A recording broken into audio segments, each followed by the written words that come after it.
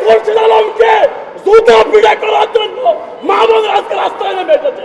হুকুমত দেওয়া হয়েছে তিনি ইসলামের আত্মীয়। আমরা বিগত 9 দিন যাবত ইসলামী ব্যাংক টাওয়ারের সামনে ধারাবাহিক কর্মসূচি পালন করে আসছি, কিন্তু আমরা অতীব দুঃখের সাথে লক্ষ্য করছি বাংলাদেশে একটি নির্বাচিত সরকার আজকে তাদের কানে মাছি পর্যন্ত নড়ছে না।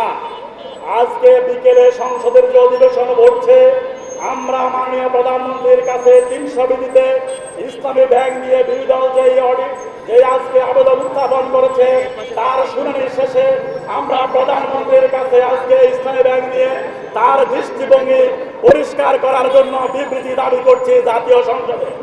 আমরা বলতে চাচ্ছি আমাদের এই আন্দোলনের এই পর্যায়ে সরকার আমাদের সাথে কখনো রাজনৈতিক দলের প্রতিপক্ষ হিসাবে আমাদেরকে ট্রিট করার চেষ্টা করা হচ্ছে, কখনো আমাদের সাথে সৎ মায়ের মতো আচরণ করা হচ্ছে।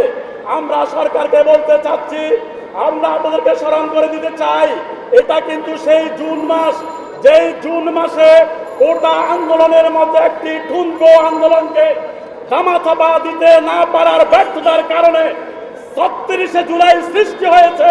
সেই 36শে জুলাইয়ের দিকে কিন্তু আমরা পরিষ্কার দেখতে পাচ্ছি সরকার আবার আমাদেরকে সেই দিকে ধাবিত করতে যাচ্ছে। 36শে জুলাই আবার আসে, তাহলে আবার 5ই আগস্ট আবার আসবে ইনশাআল্লাহ।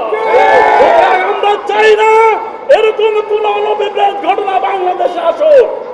আর আমরা সরকারকে বলতে চাই, আপনি আমাদের দাবির বিষয়গুলো বিবেচনায় নিয়ে এসে অতি সত্বর রাষ্ট্র পরিচালনায় সরকার এবং বিরোধী দল বসে বাংলাদেশ ব্যাংকের নির্দেশ দিবেন ইসলামী ব্যাংকে একজন দক্ষ যোগ্য সংগঠক যেন চেয়ারম্যান এবং ব্যবস্থাপনা পরিচালক নিয়োগ করা হয়।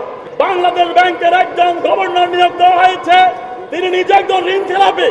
তারপরে যিনিকে মুখপাত্র নিয়োগ দেওয়া হয়েছে তিনি ইসলামের আত্মীয়। কাশ্যা চরিত্র বাংলাদেশ ব্যাংক ইসলামী ব্যাংকের সাথে অভিনয় করে চলছে। এই রকমের অভিনয় করে আমরা বাংলাদেশ ব্যাংকে বলতে চাচ্ছি, ইতিমধ্যে বাংলাদেশ ব্যাংকের থেকে ইসলামের দোসর খুরশিদ আলমকে নিয়োগ দেওয়ার পরে ইসলামের দোসররা নামে বেনামে বিভিন্ন রকমের কোম্পানি খুলেছে জয়েন্ট স্টক থেকে।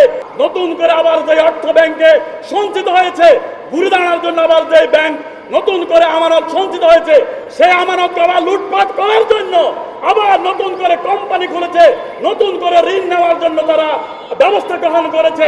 আমরা খুরশিদ আলম সহ ইসলামী ব্যাংকে যারা ইসলামের দোষর আছে তাদেরকে পরিষ্কার বলতে চাই, আজকে মা বোনেরা রাস্তায় নেমেছে।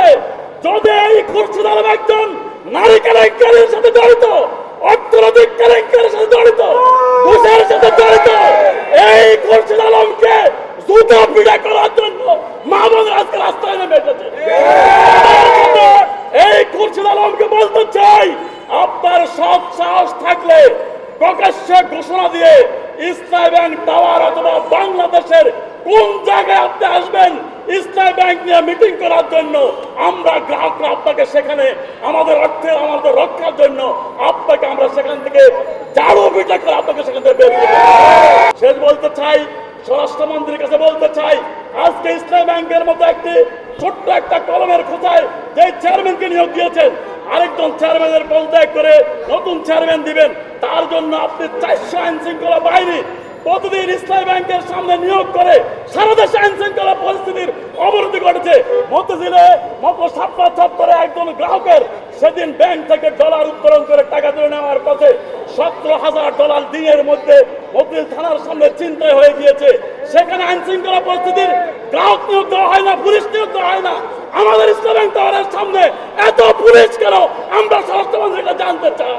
ইসলামী ব্যাংকের গ্রাহকরা অতীত সুশৃঙ্খল ছিল, আগামী দিনে সুশৃঙ্খল ছিল। আমাদেরকে আপনারা আমাদেরকে শৃঙ্খলা শেখানোর জন্য আইন শৃঙ্খলা বাহিনীর কোনো প্রয়োজন নেই।